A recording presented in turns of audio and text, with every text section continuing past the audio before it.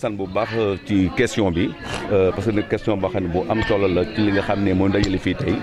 ndaje moo xam ne regroupe tous les chefs du village de la localité les GP les ASC les personnes ressources surtout les présidents du comité de gestion kenn desul ñëpp ñëw nañu uniquement pour ñu def benn waxtaan boo xam ne waxtaan de sensibilisation la boo xam ne dafa jëm ci la mobilisation financière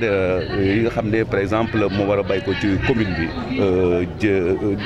mën na aussi que tax ko ñu mën a liggéey te aussi que kër gu ne xam ne marché la ñu amee marché luuma la ñu yoree marché luuma nag boo ko yoree dafay am lu muy laaj ci loo xam ne ci koom-koom boobu dem nañ ba xam ne lu am nay handicap majeur yoo xam ne que moom la commune bi di dund googu nag dem nañ bu mu metti parce que wax duñu ne luuma bi boo fu ñëwoon tey da ngay defee ne luuma Touba Toul ay millions yu bëri lay génnee par jour hebdomadaire or que c'est le contraire ñu nag lan mooy handicap bi il faut que ñu waxtaanee ko pour mën a am résultat loolu nag mooy li nga xam ne tey moo ñu dajale te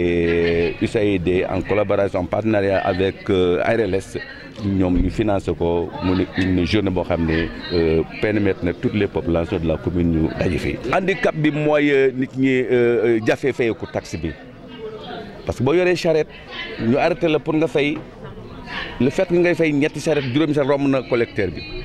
nga ñëw aussi ci luuma bi di fay koo xam ne dafay jaay collecteur bi dina fa jëf temps boo xam ne du ko mën a permettre mu def liggéeyam ko nu mu ko bëggee kon mu nekk handicap boo xam ne bu doy waar la boo xam ne il faut que ñu informer population bi sensibiliser leen ba képp ku nekk boo dee fay doo mën a tardeel collecteur bi lay fay ko nga def geste bi nu mu gën a gaawee bu ko dee maintenant que li war a mën a tombé ci ARC dina tombé nga dem ci foraay bi la même chose ñu yor xar yi yor nag yi yor fas yi mbaam yi pour nga fay ko leen jafe-jafe la te foraay bi presque dafay fees xar mbaam nag dafay fees bu ñooñu donc bu ñu doon fay sax ay xaalis bu bëree bëri la mu am gàllankoor nga dem ci centre bi foofu aussi que fi la ñuy jaayee ñi jaay yére ñi jaay légumes ñi jaay lépp ñoom itam mu nekk jafe-jafe kon lépp jafe-jafe la mais yaakaar na ne tey à partir maintenant que d'aujourd'hui d'après maintenant que information yi nga xam ne moom lañ fi génnee ak engagement yi population yi jël jàpp naa ne changement dina am na ku ko wax léegi ci kàddoom ne dafa am ñoo xam ne ñi ngi wax population bu leen fay ndox mais ndox boo ko bëggee am te doo ko fay xam nga day gën a indi gàllankoor vous avez vu ndox nekkuñu réew moo xam ne da nga naa nit ñi bu leen fay ndox da nga war a wax nit naka la ñuy def pour nit ñi am ndox mais nit ñi bu leen fay ndox ko képp ko wax ku nekk rek yaa ngi delloo réew mu ginnaaw yaa ngi dugal ci population yu méttit parce que bu fay ndox bu amul courant du mën a dem fay ndox bu amul gasoil du mën a dem parce que gasoil bi courant bi ndox moo koy fay yow boo fayul nag nga amee courant pour sa fa war a mën a dox boo fayul nag nga amee gasoil pour sa fa war a mën a dox comme ñàkk a fay ndox bi àndu nit ki lu ñuy ànd daal moo naka la ñuy def pour ñu am ndox. C'est ça, parce que jusqu'à présent, les gens n'ont pas d'eau. Parce que forage yi xëy na peut-être capacité bi nga xam ne aujourd'hui moom la ñu am ba di ko jox population yi doyul kon boo ci boole nag bañ a fay nag lay ñëw ñu wax nga bañ koo fay mais fu ñu jëm c'est ça le problème kon loolu daal je pense bien que nañ ko teg ci suuf. waxtaan wi bala ñu ñëw ci loolu sax dañu njëkk a rafetlu bis bi ak liggéey ba pare parce que yàlla dafa dogal ñun ak USAID Gold ñu nekk ay partenaires ba pare bokk partenaire tam ñun ñu xam ne. ñu nekk fii ci communauté bi gis nañ ne fii ci commune Touba Toul bari na ay ressources yoo xam ne wax dëgg yàlla nit ñi jëriñoo wuñu ko ni nga xam ne noonu lañ ko war a jëriñoo loolu moo taxan ARLS ci boppam itam ci biir lëkkaloom ak USAID Gold mooy daañu jéem a seet comme ñooñu seen matière dafa bokk ci loolu am nañ xarañ nañ ci trop ñu fexe def fii mobilisation bi tey ngir ñu mën a waxtaan ngir ñu mën a am ay solution ci ressources yi fi nekk nan la ñuy def ba askan wi mën koo jëriñoo te yaakaar naa ni loolu am na parce que waxtaan yi nga xam ne moom lañ fi dégg defe naa ne góor ñi nga xam ne ñoo doon bañ a fay impôt yi wala ñoo doon bañ a fay juuti bi wala nit ñi di bëttoo ko làqu toog lu ne daal yëpp daal génn nañ ko te xam nga jàngoro moom soo ko weeree ñaare rek yàlla mën na ko faj te xam nañ ne li jaxe woon am na mooy jàngoro ji weeru na parce que ñi nga xam ne dañ daan ñëw di jaay si seen ay fas ay xar ay nag ay mbaam gën lu ne nga di ko jaay te buñ la laajee benn ñaar fukki dërëm juutu dalal na la nga dem wala ngay nëbbutu ji loolu moom xam nañ ne tey wasaare nañ ko te dëgg la ñi nekk ci biir marché bi itam di laal jigéen ñi cantine yi ñoom daal ñëpp kenn ku nekk daal da nga yaakaar ne yow waruloo def dara buñ la fay daal di àndal ne pour nga bañ ko joxe bu dee impôt yi itam gis nañ ne dañu def bay def ay carte kii. chef de carré. chef de carré mais loolu sax itam 2000 francs ci carré bi yëpp mais loolu itam gis nañ ne ci biir commune bi kenn def ko ci respecté wuñu ko ci bu dee ni junni la ñu mën nga ne téeméer wala ñaar fukkee ñoo ko ci gis ñëpp respecté wuñu ko doxaluñu ko te loolu lépp gejj nañ ko ci kaw mbooloo mi teg nañ ko ci taabal ji ñëpp séddoo nañ ko te defe naa loolu am na ñoo xam ne tey pikir na leen ba commencé nañ di jël ay engagement man sax dem naa di leen tooñ ne leen nag lenn moo mën a am yéen tant que góor ñi ngeen jël seen ay responsabilité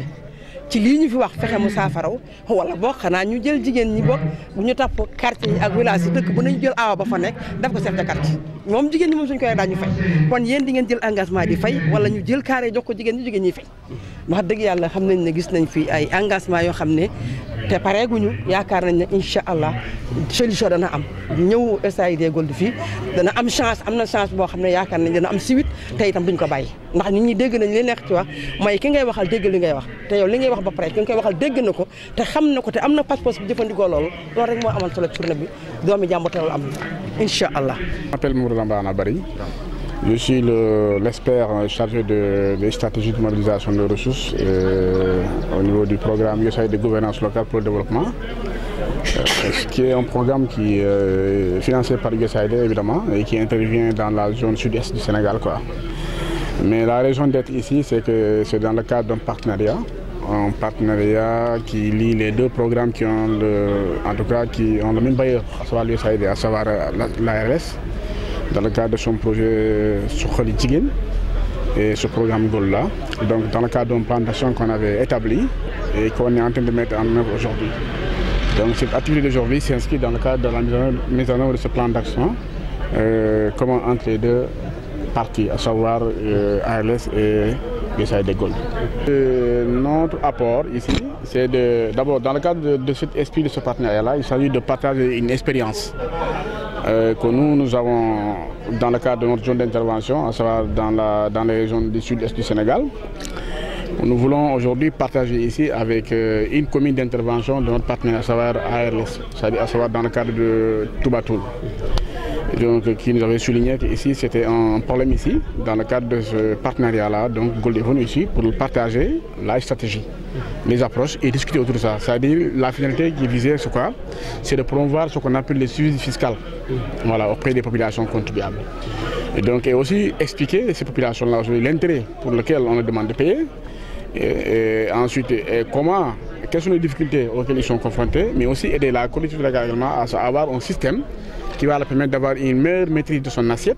mais aussi d'optimiser le potentiel fiscal et aussi mobiliser pour mieux faire face à la fourniture des services de base de la population.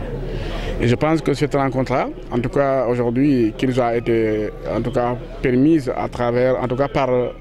ARS, mais qui profite à la commune, à la collectivité locale, je pense qu'aujourd'hui est vraiment très réussi, quoi. Franchement, je ne m'attendais pas à une telle mobilisation et ça montre aussi la capacité de mobilisation de la commune.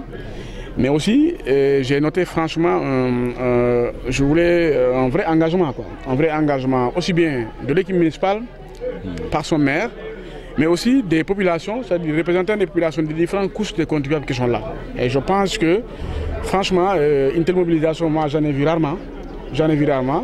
Plus de 200 participants représentant des différentes couches de la population, je pense que c'est quelque chose de très important. À mon avis, ces engagements pris ici, ces belles intentions prises ici, cette prise de conscience-là, véritablement va davantage changer la chose et permettra à la collectivité territoriale aussi davantage de pouvoir